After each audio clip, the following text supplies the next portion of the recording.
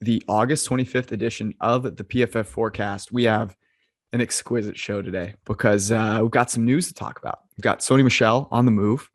Patriots trading him to the Rams. We're going to talk about that a little bit from a team building and a draft standpoint. We're going to talk a little Mac Jones, Cam Newton, little development over the past couple of days, what that means for the Patriots, how you might bet them accordingly. And then Teddy Bridgewater, now officially QB1 in Denver, what that means about their win total, about them week one, what that means about maybe the future of the Denver Broncos. We'll wrap it up. We've got college football this weekend. We're going to talk about what you should bet there, a little preseason action as well. Let's rock.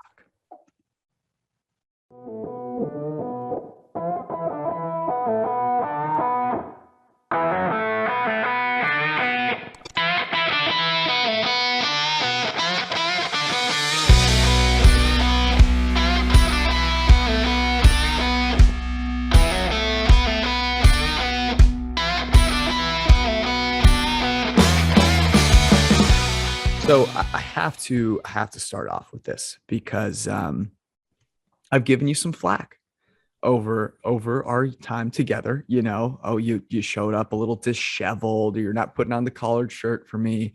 You have gone to the next level because you, sir, have gone and said, you know what? I'm not just going to rock the collared shirt. I am going to get the glasses. I'm going to throw them away. And I'm going to join my friend George, my dear friend George, in the wonderful land of contact lens wearing. Congratulations, buddy.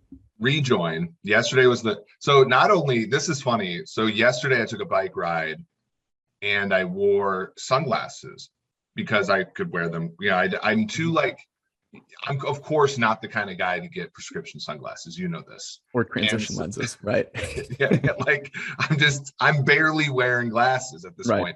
Right. But I hadn't 2015 I think it was, and I'm not going to wear these all the time, but I used to wear contacts like every day. And then I decided in 2014, 2015 just to not anymore. And then and then the last time I got glasses, the woman asked me if I wanted contacts, and I said, I kind of thought about it. And then this time I got it. Driving home with my eyes dilated was something else. But yeah, and then I wore sunglasses on my bike ride yesterday. I just gotta say, the first time in 7 years I wore sunglasses, and it was a magical experience not to have to squint all the time. I was gonna say, driving with you anywhere is an experience. Driving with your eyes dilated must be going on the scariest ride at any theme park. Maybe one of the janky theme parks that you find out there. I'm glad that you discovered sunglasses. That makes me really happy. I'll just give you a couple of quick tips because maybe you're new to contact wearing. Oh man. Yeah, it's important to take them out at night. Don't forget that. That was never my problem. My sister, however, would sleep in hers and would have the gnarliest infections in her eye. Oh my God! Stop. I know that my dad listens to the show. I'm pretty sure he can attest.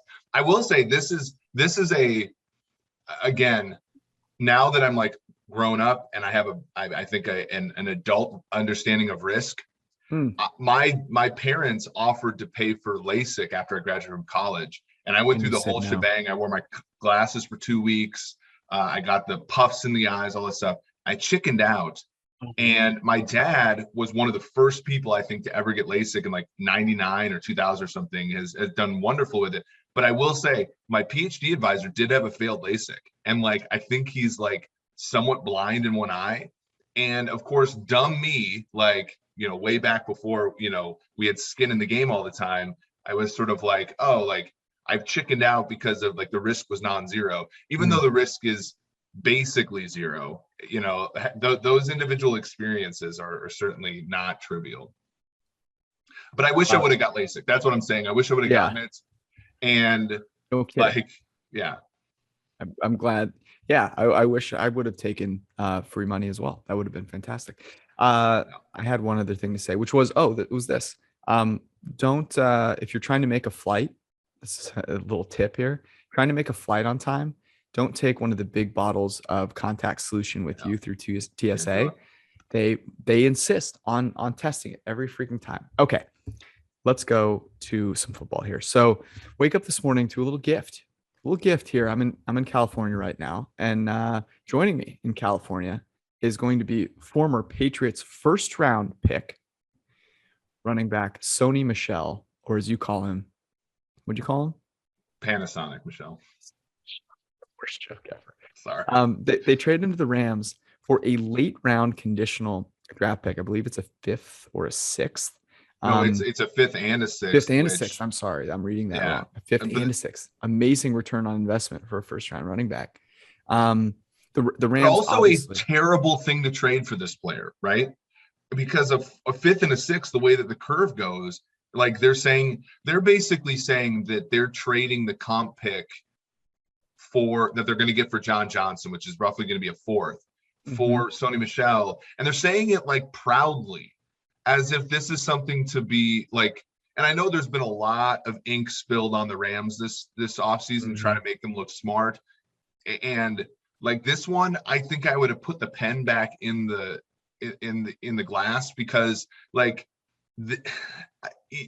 I don't get it. I don't understand trading actual capital for a player who is going to be cut in all likelihood in a little bit of time. Like, it doesn't make any sense to me. And then to explain it as, look, it was a trade. Like, we gave up a really good safety for this like running back who's been worth 0.23 WAR in 3 years. It's actually a lot higher than I thought it would be. But it's, he played in some playoff games. That helps. He did play in some playoff games. It's interesting to look at it from the Rams perspective, and think about it that way, because I actually wanted to start at the beginning of the Sony Michel docuseries, which is only 3 years ago. He was drafted in 2018. And of course, that was the year that the Patriots won the Super Bowl. And I tweeted out this morning something along the lines of, like, let's not forget that when Bill Belichick took a running back in the first round, he took him at pick 31, everyone started like falling all over themselves to rationalize taking a running back in the first round because Bill Belichick had done it. And I was met with some real anger. Now, it didn't surprise me because Patriots fans are everywhere and Bill can do no wrong. But I was reminded that he carried the New England Patriots to the Super Bowl that year. I don't know if you remember. Tom Brady only managed a 91 PFF grade in 2018, had to be literally lifted on the shoulders of, checks notes, the 20th ranked running back in the NFL en route to a Super Bowl victory against the Los Angeles Rams. Now, I have a couple of things I want to say about this. They scored, by the way, 13 points in that Super Bowl that Sony Michel carried them to. You remember actually the touchdown that won the game? Well, the touchdown that won the game, yeah, I actually. Do you remember that drive? The one, yeah, the one that seared into my brain is the touchdown by Rex Burkhead to win the AFC title game in overtime. No one remembers that one. Weird that you remember that one as but what I thought was so interesting about that that Super Bowl was the Patriots won it because they just put random backs. I think it was it Burkhead and James White. Was it James White? It was one of them. I think was a fullback. I think they put Devlin on the field for that, and I should have done more homework on this. But go back and watch it. Like, what they did was they took advantage of the matching on defense and put all those guys that ran them 5 wide, and it was amazing. And they marched down the field. Sony Michel had nothing, to do with that. But the reason I think there's 2 really interesting things here. The first is, let's go back to that draft for a hot second and take a look at the players picked in that vicinity. And I think it's fascinating because guess who was picked? Guess who was available? Pick 31 was the New England Patriots choice. At pick number 32, the Baltimore Ravens traded up to select Lamar Jackson. Now, I'm not saying that the Patriots should have taken Lamar Jackson.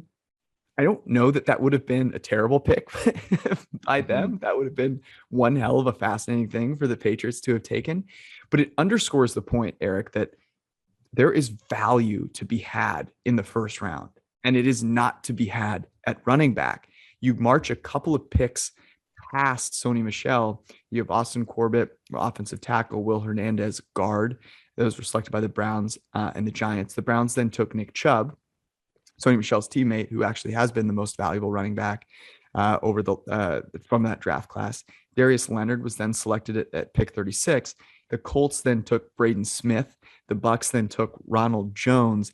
And a few picks later, the Denver Broncos took Cortland Sutton. So you could have basically thrown a dart at the next 10 picks, and the Patriots could have gotten a player much, much more valuable than Sony Michel, even if they had selected a running back and ended up with Nick Chubb. I think the point here is that it wasn't that it was Sony Michel that was the running back that carried them to a Super Bowl, but rather that any running back that you put in a good offense is going to look good. This is my last point on this. I know I've been rambling.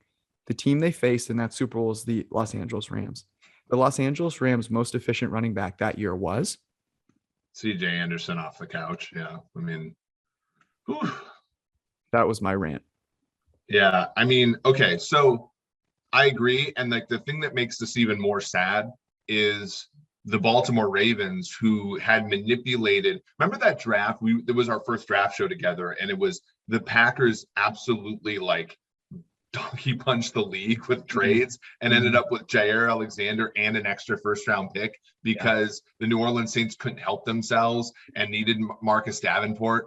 And of course, Davenport's going to be good, but it took a while. It cost a lot and all this stuff. But like people in front of the Patriots made mistakes, including, by the way, the Ravens, who we almost always give praise to. And not to say that this is a mistake, but it's sort of like, a non-premium position at pick 25, who's not even their best player there. They took Hayden Hurst at 25. We like the Ridley pick for Atlanta. Seattle takes Rashad Penny at 27. Like literally every one of these teams is gifting you value. The Pittsburgh Steelers took Terrell Edmonds at 28. A guy, like literally, this was the Darius Hayward Bay, Marvin, like a Mike Mitchell draft pick for the Steelers. Taven Bryan goes to Jacksonville. Mike Hughes goes to Minnesota. There's like a number of picks, and Mike Hughes is a fine pick, but like it wasn't like these teams were taking valuable guys in front of the Pats, and they're like, and the egg timer goes off and like, oh shit, like we don't have anybody left. It's like they're really taking like they have a chance at like the 27th best player in the draft at 31, and and so forth, and they go ahead and go with Michel. And again, like I'm not sitting here saying like we've done this before. And we, 2020, we said, oh, what were the Chiefs thinking? Oh man, they are a Super Bowl team, I guess. They can spare this. The Ravens last year with Queen and their running back guy, J.K. Dobbins, like, well, they're a really good team. They can spare this. And the fact of the matter is, none of these teams can spare this. None of them. Shit happens. And you're stuck holding the egg timer with a wow, it'd be really nice to have that pick 31 back. It would be really nice if the Chiefs took Denzel Mims instead of Clyde Edwards-Helaire. It'd be really nice if the Ravens took a wide receiver last year, any one of the pick of the litter instead of a linebacker. And it's, again, these draft picks are valuable. And when you spend them on non-premium positions, we haven't even gotten to the point where Michel was good enough where they have to sign him to a big deal a la Nick Chubb. This is the failure on the player's front, that he's not even good enough to get the 5th-year option, let alone, the other risk, which is that he's going to cost big money if he is good. And so I don't know, like it's a rough one. And now they, to their credit, have transferred this risk at a cost over to the Rams. Over to the Rams, who are I mean, think about this. If I was homeless and cold, I would just lay draft picks on the ground for the Rams to burn and make a fire for me, because like that's all they do is just like they light these draft picks on fire. And I just like, it's going to come back to them, isn't it? Like it's going to come back to them when like their only young talent is like third wide receiver Tutu Atwell, or decent safety, but kind of exposed when John Johnson's not there, Fuller, right? Like Jordan Fuller. I don't know, man. I think that pointing out the Rams side of this is really important. I was so focused on the Patriots component, but I'm thinking about the Rams' reasoning here, which from what we understand, is very much trade picks for players that you know are good. But this doesn't qualify there. Like, I think Sony Michel is what, I mean, if you look at his PFF grading over the last 3 years, he's dead average. If you look at yards after contact, he's pretty much dead average. Like, is he a good receiver of the football? He's been average to below average in all of his seasons. So, why you would trade a pick for that player, even in a year, like, it doesn't even fit the bill of we're going all in to win the Super Bowl. How the hell does this help you win the Super Bowl? I do not know. Go pick up CJ Anderson off the street, and like, you haven't wasted that draft capital. The second thing, Eric, is this: like, we've both obviously thought, I think both of us got into, football, like, analysis and using math in football. Like, we must have been interested. I know, like, we've talked about, the team side of things, like working for a team. What the hell what is the message that you're sending? You should just cut, like, your scouting department. Like, what are you even doing at this point? Like, are you just saying that every player in the draft is going to be ass? Do you, like, not think that you're like, that you should ever, like, make a selection? It doesn't make sense to me. It's weird. Yeah, I don't think that these moves are reflective of everybody in that building not being sharp. I think that the fact of the matter is that for a lot of these teams, and we get to meet with everyone, we sort of know the processes that a lot of the teams undergo. There are teams, so I sort of view, like, inside of teams, you have evaluators, you have decision makers, right? And then you have people that allocate the resources, right? The owners, right? And I think a lot of times the decision makers try to also be evaluators. I think that actually happens more often, right? And I think in many cases, the evaluators are doing a good job. And the fact of the matter is, their job isn't, I'm not saying isn't that hard, but like, their job, they don't always have to be right. The point of having a ton of evaluators is building a consensus, is building a wisdom of the crowd situation. But we all know that when this is true in our political system, this is true for a lot of companies, but like, the best decisions are made when it is a combination of a bunch of independent decision makers. And those independent decision makers can be scouts, they can be analytics people, all of whom can be extremely competent. But when the decision maker tries to act as an evaluator and puts their thumb on the scale, almost all of that is eliminated. And I think that there are more than just a few teams for which that is true. And I think that the smart teams try to avoid that at all costs.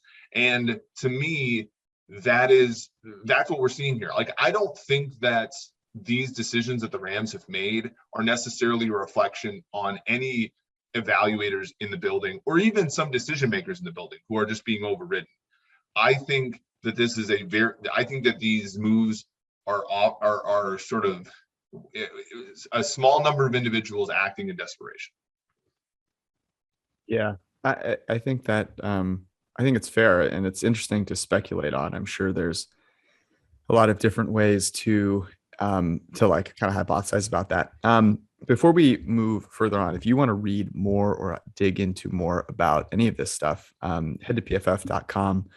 A lot of great content. There's articles up there, obviously, on the Sony Michel situation, and on the situations that we're going to talk about here in just a second, plus all of the great tools and premium content that you need to have if you are trying to play fantasy football, if you're going to bet this season. And you can get it for 30% off with promo code KICKOFF30.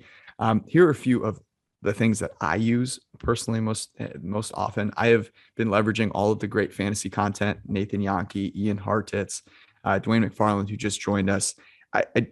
All you have to do is click on the draft kit, read their content and their strategy, and walk into the draft. That's all you've got to do. And then in season, obviously, the projections, the player rankings, and the player props tool, which comes with an elite subscription. A little more expensive, but definitely worth it, because you can use it every freaking game. Plus the betting dashboards, college football is coming up. Those are on there. Those are live on the site.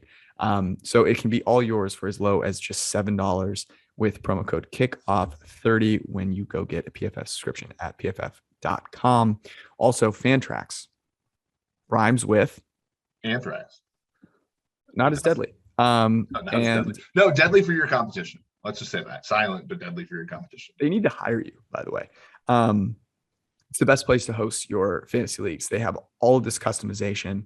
I think my personal favorites are the fact that you can do multi-team trades easily. I always hear people in my leagues trying to get those to happen, and they never do because not supported. Player salaries and contract options. You have a keeper league. If you don't, you should try one. Promo code PFF at fantrax.com/PFF for a chance to win a trip to any regular season game, plus $6,000 to bet on it, which is fucking awesome. Last but not least, the NFL is finally back, and DraftKings is here to help you out. Use promo code PFF when you deposit for the first time at DraftKings, and then receive $200 in free bets by betting just $1 on an NFL game during the first week of the regular season. It's a great intro offer. It gets you $200.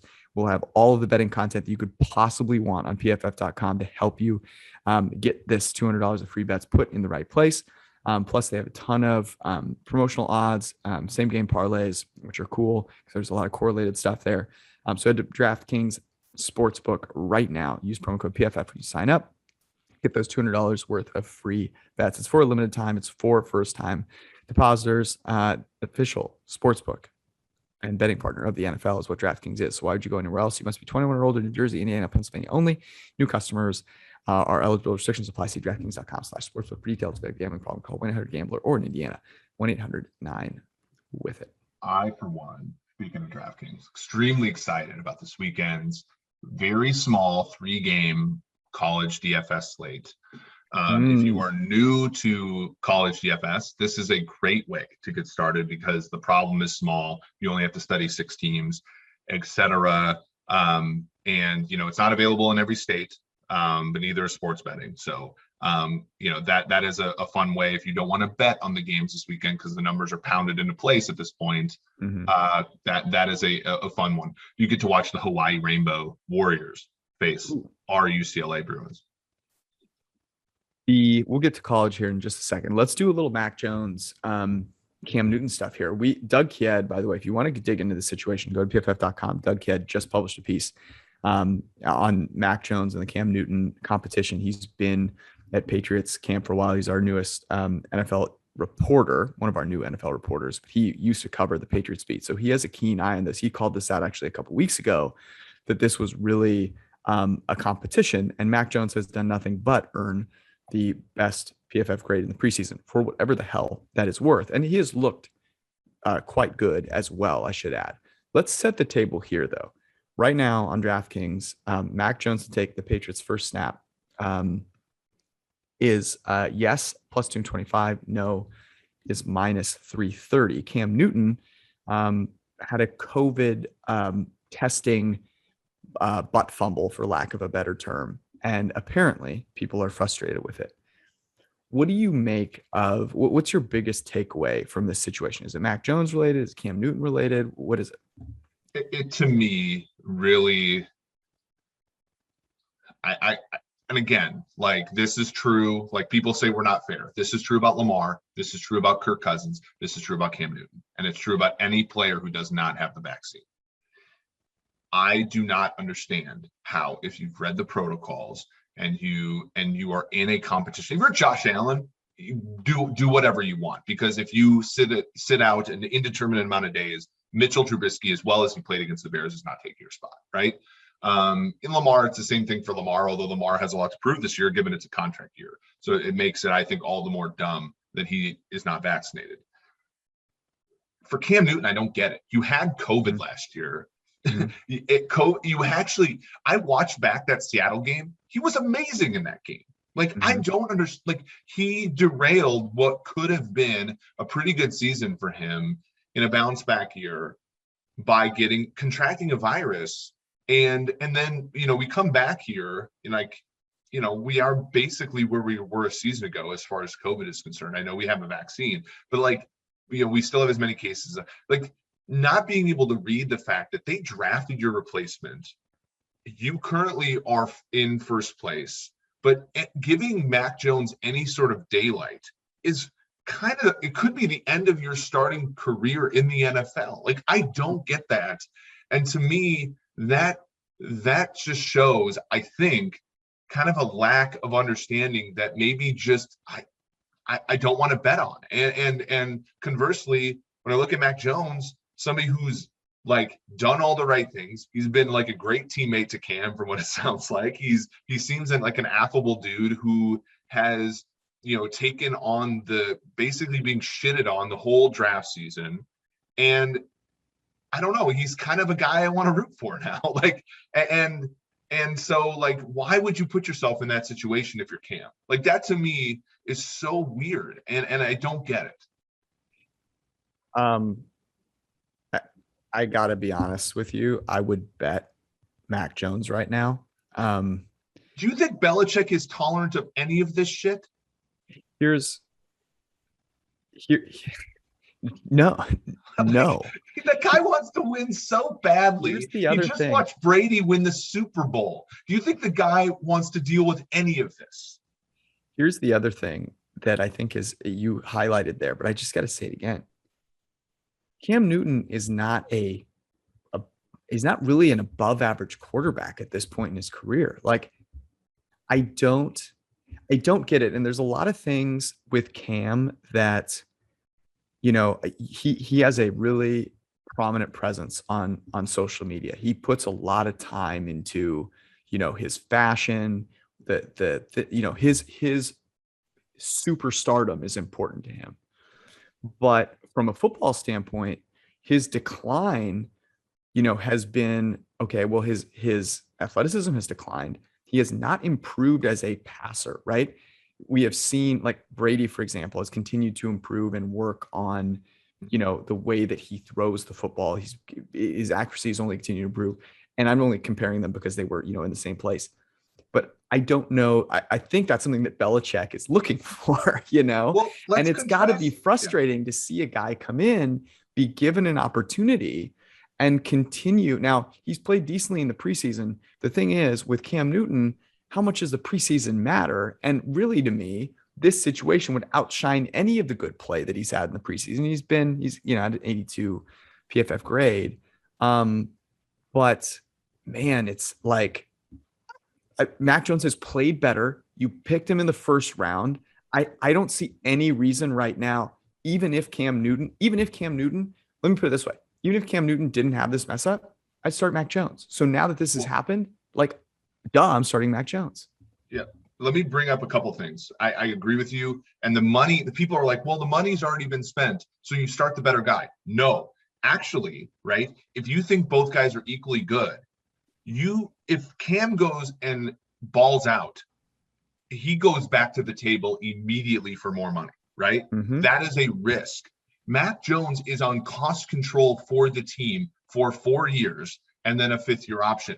There is also risk that you are mitigating by playing Mac Jones, which is if your quarterback goes out and gets you a 13-win season, you don't even have to consider paying him more, right? And I know that that's like, we're not trying to be anti-labor or whatever, but those are the actual realities of the situation, right?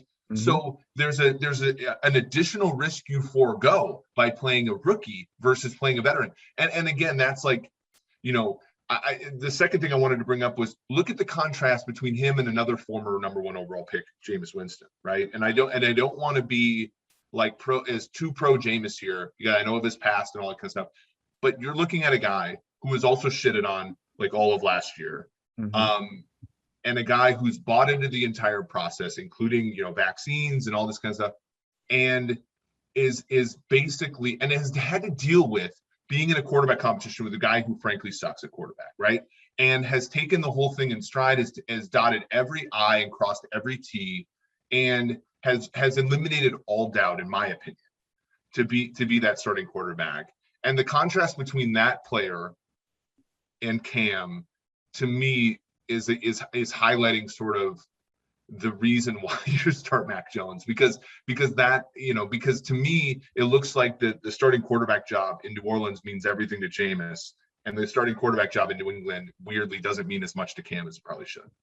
Yeah, we could have easily talked about Jameis here, and maybe let's close out this piece of the conversation and transition into the Broncos by looking at the win totals. For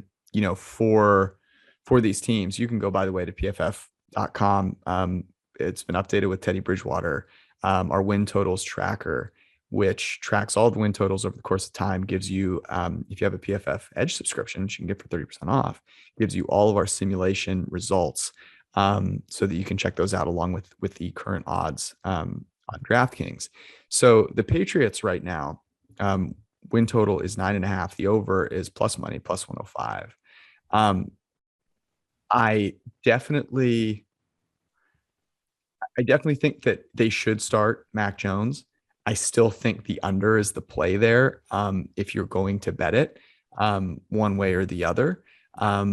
And if you think about the Saints and you look at, in the NFC South, and you go, okay, the Saints win total is 9, and you go, okay, Jameis Winston is now, looks to be the starting quarterback there. I got to say, if I had to use one of those quarterback situations, say, let me bet the over, it's the Saints, and it's not really close to me. Obviously, I get that half, but also like the Jameis Sean Payton pairing, a lot more exciting to me than the Mac Jones Josh McDaniels pairing, even though I think it's clear cut that they should start him.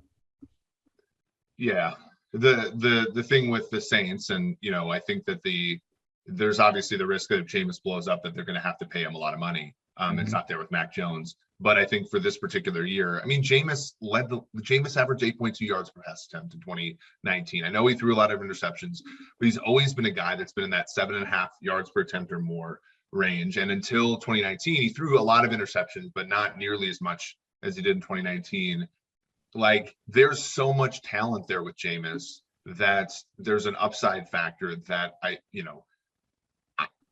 I always thought that there was a chance Sean Payton would start Taysom, like just for the LOLs. But, if Marquez Callaway can play as well as he did the other night, if Adam Troutwine can be a solid tight end, and Kamara, obviously out of the backfield, can be what he's always been, the offensive line is pretty damn good, George. And the defense, I was talking with Bobby Aber, like their defense last year was great and deep. Now they're just like not as deep, right? But they're still a defense full of pretty good players. I'm under that. I'm on the under. I'm not thrilled about it though. That's how much the preseason has swayed me. I'm not going to be pursued. I'm not going to be pushed to bet over on a team because of preseason, but it might make me a little irrationally nervous. And that's what it does to me. We have to remember that the Monday game was against Jacksonville, who's probably not going to be very good, but they have my attention, the Saints. Yes, I concur with you 100%. By the way, the team we're going to talk about next, the Denver Broncos, their win total opened at 7.5. We bet over. Teddy Bridgewater has been named the starter. Their win total is now 8.5. So let me say this. I think they made the wrong decision. And the reasoning for that is very, very simple. You have a roster that, with the right quarterback, Aaron Rodgers, who is rumored to be in play, could win a Super Bowl. Teddy Bridgewater ain't winning you a Super Bowl. He could have a wonderful season. He is not winning you a Super Bowl, but he will probably keep you from being dramatically terrible, in which case you have a worse shot at getting a good quarterback next year. Drew Lock, you do not know. You invested a lot of time in Drew Lock, and you should play Drew Lock and find out whether he can be Josh Allen or whether you need to move on. But if he does play poor enough for you to move on, you'll probably have a better draft pick. That said, if you bet the over at 7.5, which we did, I feel fantastic today. I feel absolutely fantastic about Teddy Two Gloves, your boy, captaining the 8-win Denver Broncos. Yeah, this was always the thing that I imagined, with Minnesota was, Teddy on a rookie deal with a ready-made roster is a Super Bowl contender. The problem is he's not necessarily on a modest deal, right? If you look at the positions, Bridgewater was, where's Teddy currently? It's not as bad this year at 11.5 million. So that's okay. You're right at the top of what a rookie quarterback would make. You of course like can't build around that, because if he plays well enough for you to make a deep playoff run, you're paying him, right? So there's that aspect of it. A couple things that are different for me though now is like I don't think Bridgewater's quite as, he obviously, after missing multiple years, I don't think he has the upside at all. The other thing is, we've seen Pat Shurmur, he's been hit or miss. I'm higher on him than most, but I have to see it a little bit there. And then it's this fact, like you're in the AFC West, right? All three quarterbacks are significantly better than Teddy Bridgewater is. And that just limits the upside, right? Like if you're not in a position to have home games in January, you better have Tom Brady as your quarterback, right? Or you better have, a guy that just gets hot at that time, like, Eli Manning. Like we give Eli Manning shit, but his ceiling is pretty damn high. You're not winning road playoff games with Teddy Bridgewater at quarterback, and you're very, very likely not winning that division with Teddy Bridgewater at quarterback. So to me, you're going to be in that 8-win range. And that's a terrible outcome for you, given that you're probably going to have to move on from him. And, the alternative is a really, really expensive veteran quarterback. But even if it's Aaron Rodgers, do we really think that Aaron Rodgers at his age next year is going to be worth $40 million? Yeah. No, you make a really good point. And this is this is actually a place that I think people can find a lot of value on PFF.com, our power ratings tool, which is about to actually get a lot better. Maybe tonight, actually, when you're listening to this podcast. But if you look at the points above replacement to the spread that quarterbacks are worth, number one guy, Patrick Mahomes, 8.5. You then have Derek Carr, 5. You then have Justin Herbert, who's ascending potentially at 4.5. Teddy Bridgewater is 2 points worse than Justin Herbert, who's 4 points worse than Patrick Mahomes. Like, what are we doing here? Like, do you get to hang a banner if you compete in a couple games with a couple of decent teams? No. You get to hang a banner if you can beat the Chiefs, and you ain't beating the Chiefs. You are just not beating the Chiefs. You haven't beat Kansas City since you won the Super Bowl.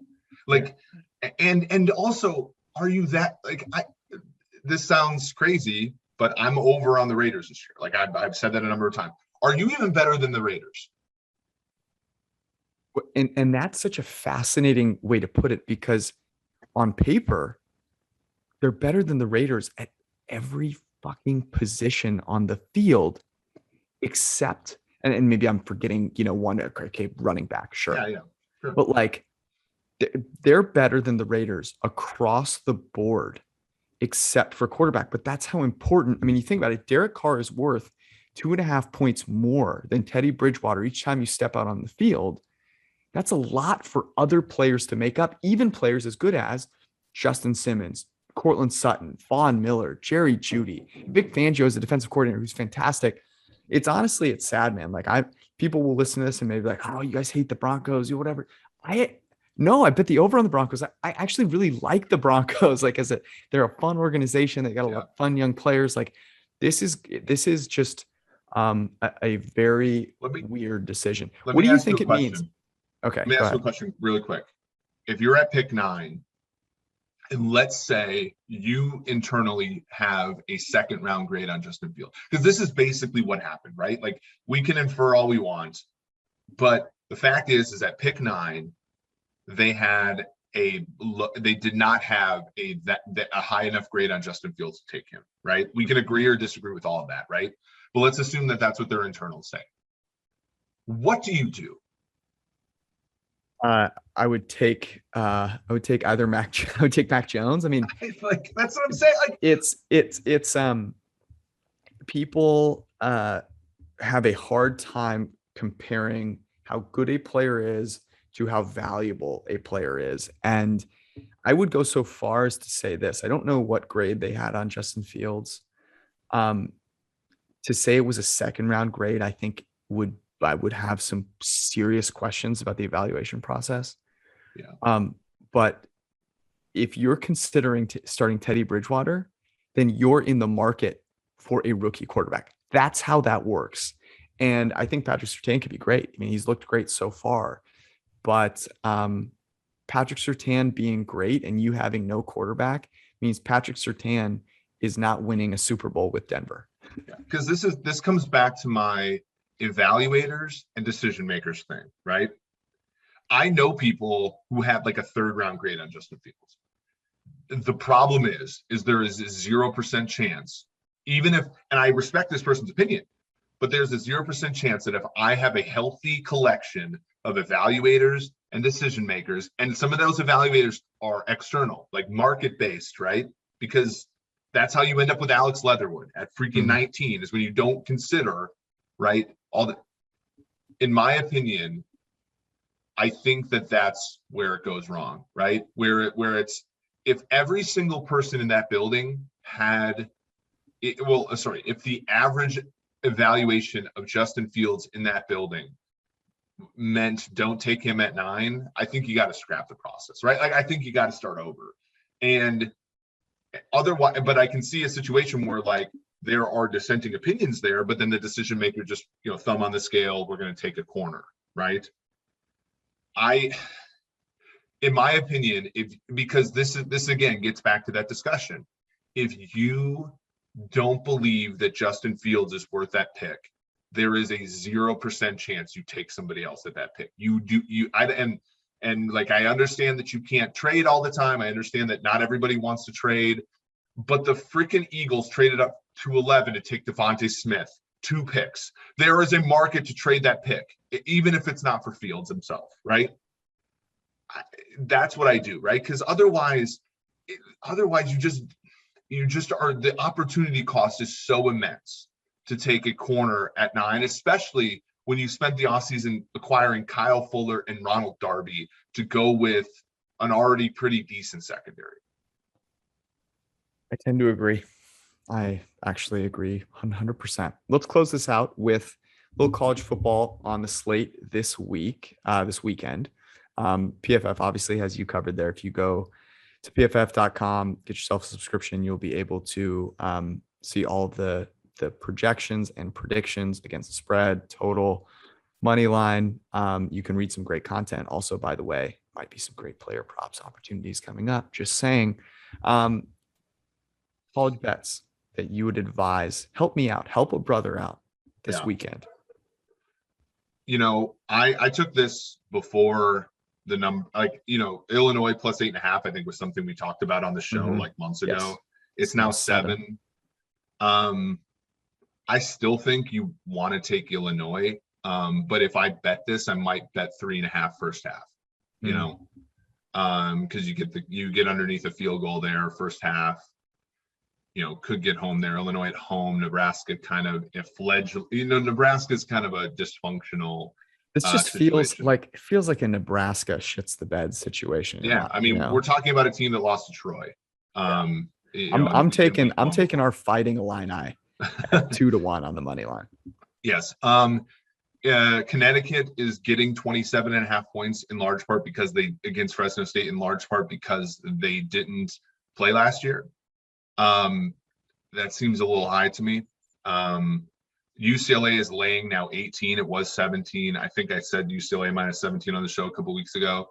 The total on that game is 68. I think that's really high. I think Hawaii's played week 0 a number of times, and they've almost always gone over their total in that game.